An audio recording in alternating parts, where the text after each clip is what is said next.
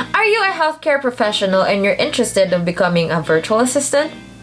Well, here are the 5 stages that you need to go through before you can be a certified Rache healthcare virtual assistant. Let's go!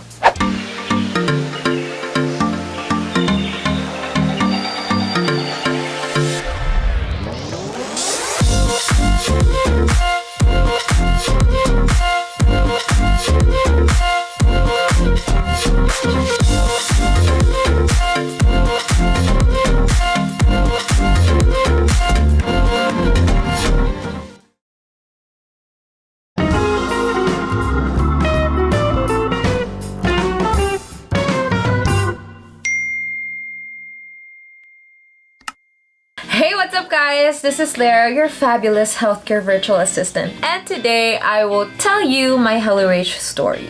I will explain to you the overall process of being a certified healthcare virtual assistant. So let's start. Application. I sent my application September 13, 2020. So I remember this was midnight kasi wala lang, trip ko lang talaga. Sige na nga, mag-apply na nga ako. To apply, just simply go to hellorache.com. I will put the exact link in the description box so that you can check it out. The website has the full list of the requirements. Just a heads up, one important requirement is an introduction video, and I made a separate video that is about my introduction video so that you will have an idea on how to make one. And also, if you are applying, you can put my name in the how did you know about Rache? So you can put there Fabb Lagas or Miss Fabb Lagas or Fabbet Sophisticated. Sige, lagay mo na. So that they would know that there are aspiring HVAs here on YouTube. Qualifying exam. 5 days after, September 18, I received an email from the HR saying that after carefully reviewing my requirements, I am fit to take the qualifying exam. So, the qualifying exam is scheduled September 21. So, 18, 19, 20, 21. 3 days. Interview. So, after that, I received an email that I passed the qualifying exam and then that I would be interviewed by HR on September 25. Actually, it's just a casual interview. They would explain to you what HVA is and what are the requirements for the job. So, of course, they will ask you about your background, what you're doing right now, what are your plans. Also, they would be informing you about the training dates, and they would be asking you if are you available for training as soon as possible, or in my case, tinanong nila ako kung okay lang second week of October pa. So, tinanong nila kung kaya kong maghintay. Ayun, napaisip din ako, pero sabi ko din, okay lang. Sige, hintayin na natin.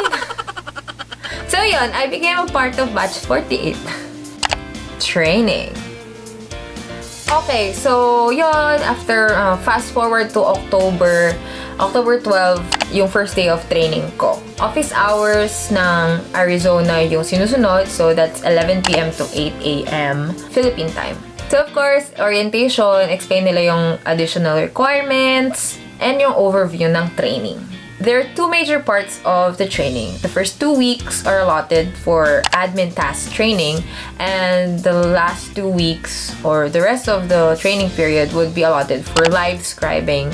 There are 2 important certifications in the training. One is the phone certification for the admin task, and the second is the LiveScribe certification, of course, for the LiveScribe HPAs. So those 2 are very important. If you want me to give tips on those certifications, just comment down in the comment section below, okay? So after the training, they would ask you if you would prefer admin tasks only or LiveScribe jobs only, or if you do both. Mas maganda kung papasa mo yung dalawang certification na yon. Mas malaki yung chance na ma-hire ka agad. And also, there are clients na both ang kailangan nila, an admin and a LiveScribe in one HVA. Pagbutihan yung phone certification and live scribing. Client interview. And the last step, is the client interview. So, The managers will inform you if a client is interested in interviewing you and hopefully hiring you. Sa inyo minsan yung HVAs, kapag napapasa na nila yung admin task part or the phone certification, in the middle of the training, some of them are already interviewed by clients. So I got interviewed twice. The first one is November 5. Unfortunately, di ako natanggap. The second one was November 23. And yeah, luckily I was hired. That's my first client. And I officially started working November 23. So, kung i-compute nyo, September, October, November, 2 months. So, 2 months training, waiting for the training, waiting for the client. If you're gonna ask me, at this point of time, like, of course, it's worth it.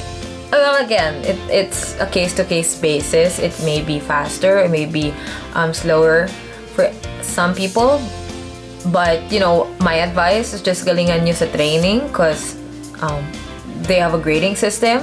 So, guys, if you're a medical professional and pinag-iisipan mong mag-apply, you just send an application. Hindi siya madaling process, hindi siya agad-agaran. There's training. So it's something new, it's something na unconventional, if I may say. Well, I guess that's it for now, guys. I'm really excited to make other future videos. Yung mga comments nyo, nakikita ko talaga siya and I try my best to reply. And I'm just so happy whenever I see comments that they were really helped by my videos. I'm happy that I am able to help other people. So help me help you. Comment down below kung may mga gusto pa kayong i-discuss sa ating channel so that I could put it in the agenda and, para din makatulong again para sa mga aspiring HVAs natin out there. And also, I want to know if nagustuhan nyo yung mga videos. So, a simple thumbs up would do. Don't forget to put my name in the referral. How did you know about Hello Rache portion of the application form? So, I guess that's it, guys. Thank you for watching until the end of the video. Hope to see you on the next one. Stay fabulously brave and beautiful. Bye!